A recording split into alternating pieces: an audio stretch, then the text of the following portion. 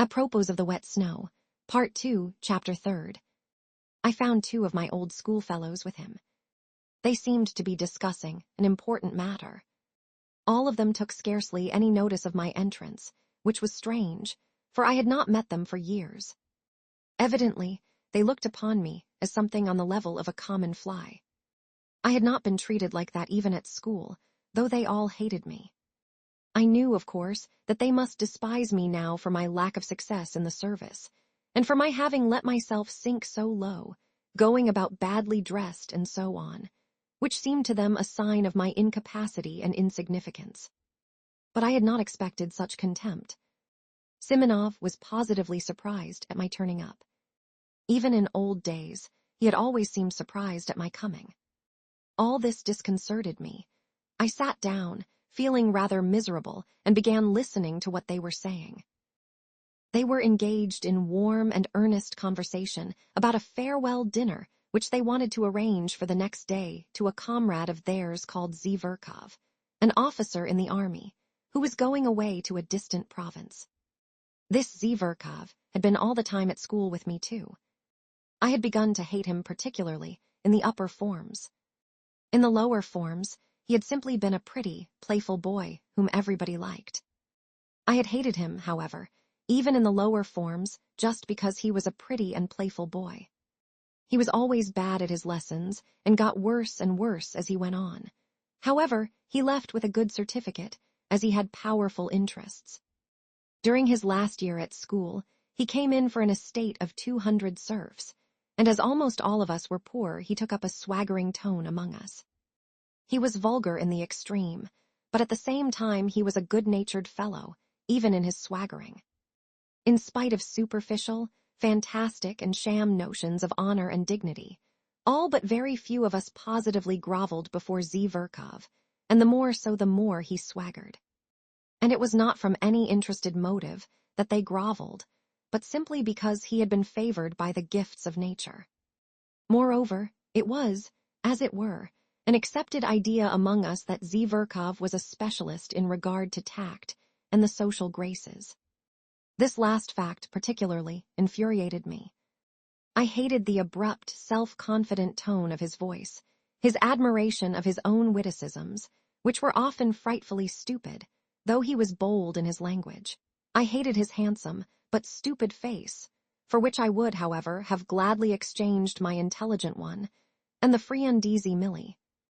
I remember how I, invariably so taciturn, suddenly fastened upon Zverkov, when one day talking at a leisure moment with his schoolfellows of his future relations with the fair sex, and growing as sportive as a puppy in the sun, he all at once declared that he would not leave a single village girl on.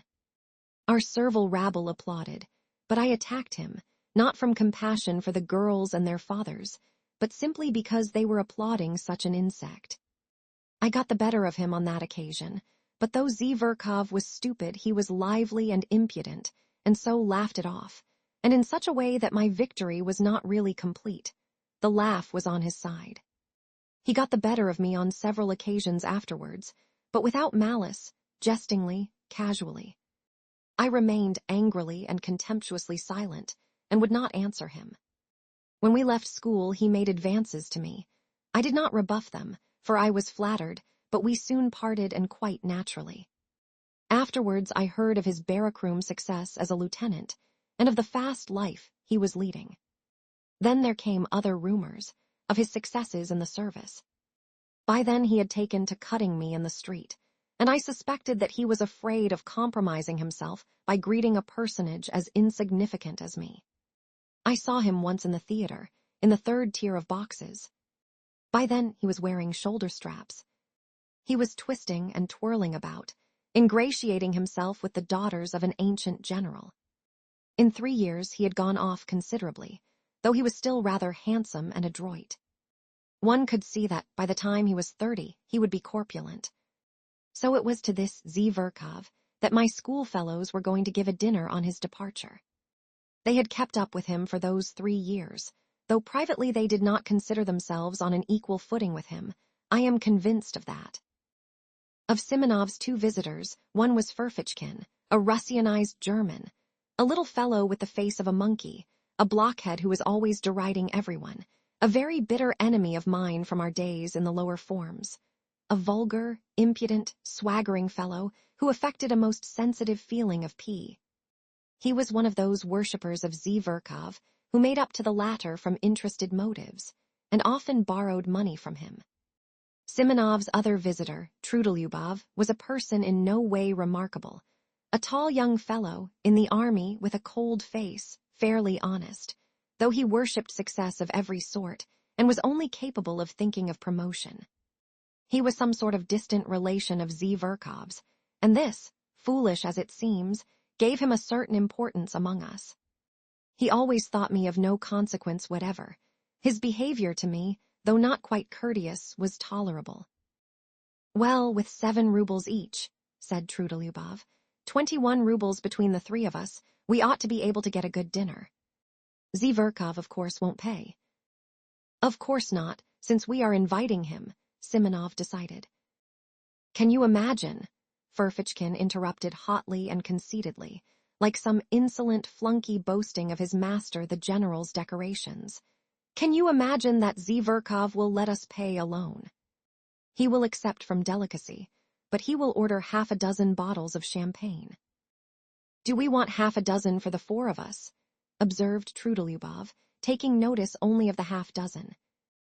So the 3 of us, with Zverkov for the 4th, 21 rubles at the Hotel de Paris at 5 o'clock tomorrow.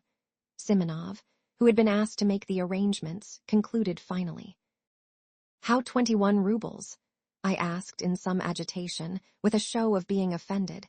If you count me, it will not be 21, but 28 rubles. It seemed to me that to invite myself so suddenly and unexpectedly would be positively graceful, and that they would all be conquered at once and would look at me with respect.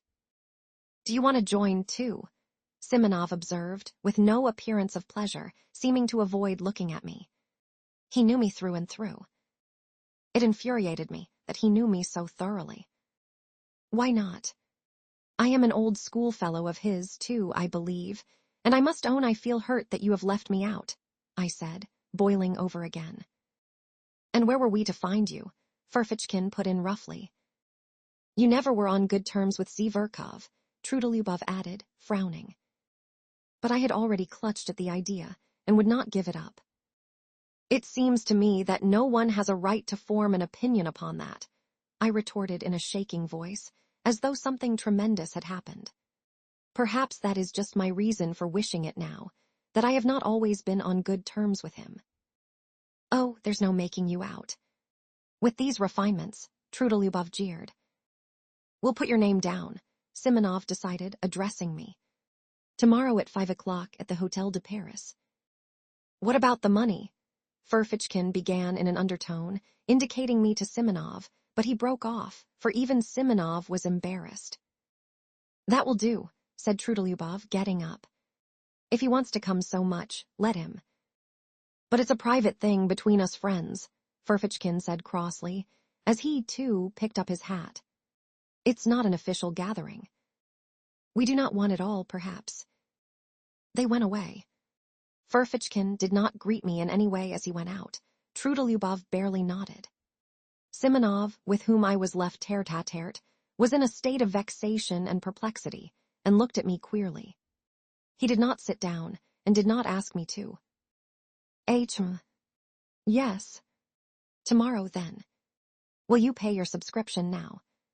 I just ask so as to know, he muttered in embarrassment. I flushed crimson. As I did so, I remembered that I had owed Simonov 15 rubles for ages, which I had indeed never forgotten, though I had not paid it. You will understand, Simonov, that I could have no idea when I came here. I am very much vexed that I have forgotten. All right, that doesn't matter. You can pay tomorrow after the dinner. I simply wanted to know. Please don't. He broke off and began pacing the room still more vexed. As he walked, he began to stamp with his heels. Am I keeping you? I asked after 2 minutes of silence. Oh, he said, starting, that is to be truthful, yes. I have to go and see someone. Not far from here, he added in an apologetic voice, somewhat abashed. My goodness, why didn't you say so?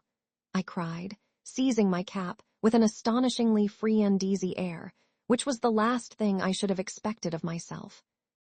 It's close by.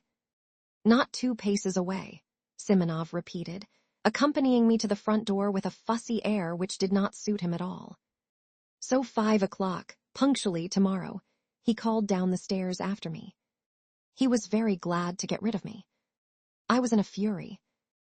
What possessed me to force myself upon them? I wondered, grinding my teeth as I strode along the street. For a scoundrel, a pig like that Zverkov. Of course I had better not go. Of course, I must just snap my fingers at them. I am not bound in any way. I'll send Simonov a note by tomorrow's post. But what made me furious was that I knew for certain that I should go, that I should make a point of going. And the more tactless, the more unseemly my going would be, the more certainly I would go. And there was a positive obstacle to my going. I had no money. All I had was 9 rubles. I had to give 7 of that to my servant, Apollon, for his monthly wages. That was all I paid him. He had to keep himself.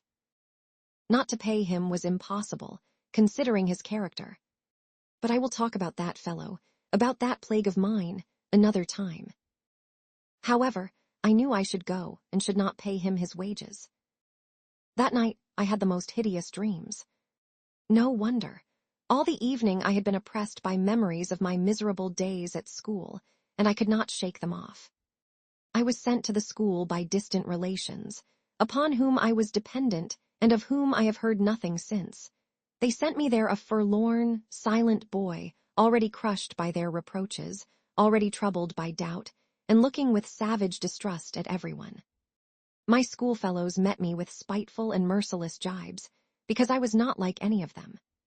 But I could not endure their taunts.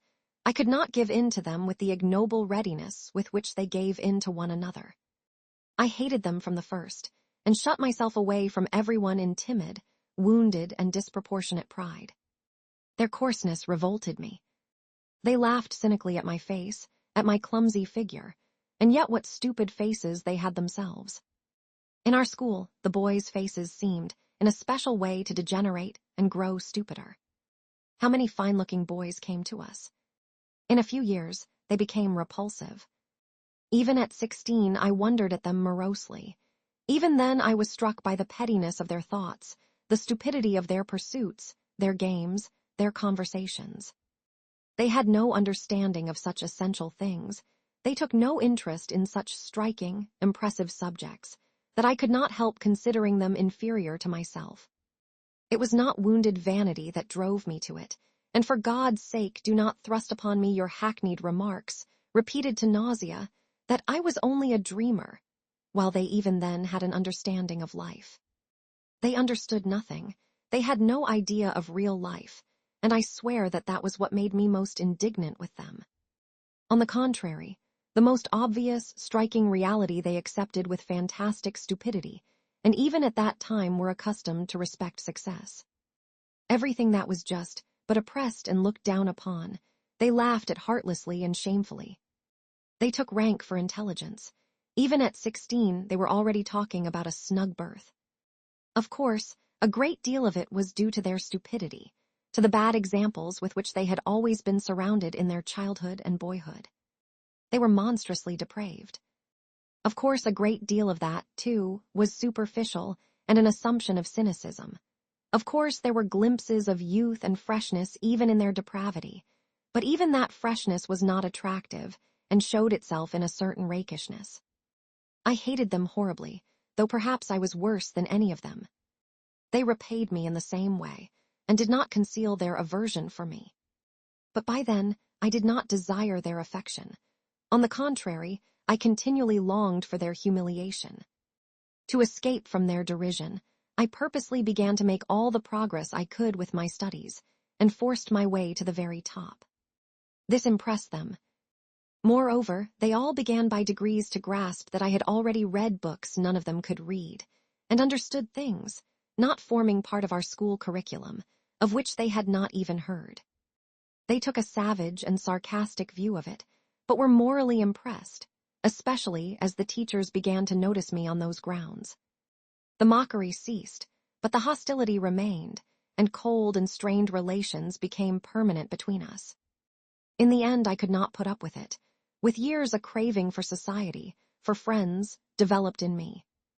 I attempted to get on friendly terms with some of my schoolfellows, but somehow or other my intimacy with them was always strained and soon ended of itself.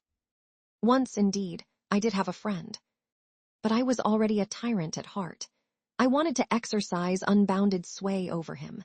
I tried to instill into him a contempt for his surroundings. I required of him a disdainful and complete break with those surroundings. I frightened him with my passionate affection. I reduced him to tears, to hysterics. He was a simple and devoted soul, but when he devoted himself to me entirely, I began to hate him immediately and repulsed him, as though all I needed him for was to win a victory over him, to subjugate him and nothing else. But I could not subjugate all of them. My friend was not at all like them either. He was, in fact, a rare exception.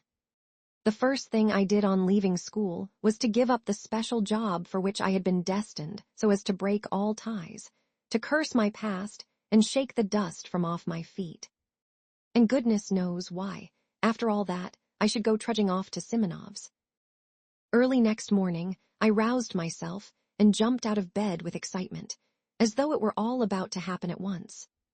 But I believed that some radical change in my life was coming, and would inevitably come that day. Owing to its rarity, perhaps, any external event, however trivial, always made me feel as though some radical change in my life were at hand. I went to the office, however, as usual, but sneaked away home 2 hours earlier to get ready. The great thing, I thought, is not to be the first to arrive, or they will think I am overjoyed at coming. But there were thousands of such great points to consider, and they all agitated and overwhelmed me. I polished my boots a second time with my own hands. Nothing in the world would have induced Apollon to clean them twice a day, as he considered that it was more than his duties required of him. I stole the brushes to clean them from the passage, being careful he should not detect it, for fear of his contempt. Then I minutely examined my clothes, and thought that everything looked old, worn and threadbare. I had let myself get too slovenly. My uniform, perhaps, was tidy, but I could not go out to dinner in my uniform. The worst of it was that, on the knee of my trousers, was a big yellow stain. I had a foreboding that that stain would deprive me of 9/10 of my personal dignity. I knew, too, that it was very poor to think so. But this is no time for thinking. Now I am in for the real thing, I thought, and my heart sank. I knew, too, perfectly well even then, that I was monstrously exaggerating the facts. But how could I help it? I could not control myself, and was already shaking with fever. With despair, I pictured to myself how coldly and disdainfully that scoundrel Zverkov would meet me. With what dull-witted, invincible contempt the blockhead Trudolyubov would look at me. With what impudent rudeness the insect Ferfitchkin would snigger at me in order to curry favor with Zverkov. Of course, the best thing would be not to go at all. But that was most impossible of all. If I feel impelled to do anything, I seem to be pitchforked into it. I should have jeered at myself ever afterwards. So you funked it, you funked the real thing. On the contrary, I passionately longed to show all that rabble that I was by no means such a spiritless creature as I seemed to myself. What is more, even in the acutest paroxysm of this cowardly fever, I dreamed of getting the upper hand, of dominating them, carrying them away, making them like me, if only for my elevation of thought and unmistakable wit. They would abandon Zverkov. He would sit on one side, silent and ashamed, W.H. Then, perhaps, we would be reconciled and drink to our everlasting friendship. But what was most bitter and humiliating for me was that I knew even then, knew fully and for certain, that I needed nothing of all this really, that I did not really want to crush, to subdue, to attract them, and that Oh, how I prayed for the day to pass quickly. In unutterable anguish, I went to the window, opened the movable pane, and looked out into the troubled darkness of the thickly falling wet snow. At last, my wretched little clock hissed out 5. I seized my hat and trying not to look at Apollon, who had been all day expecting his month's wages, but in his foolishness was unwilling to be the first to speak about it. I slipped between him and the door and jumping into a high-class sledge, on which I spent my last half-ruble, I drove up in.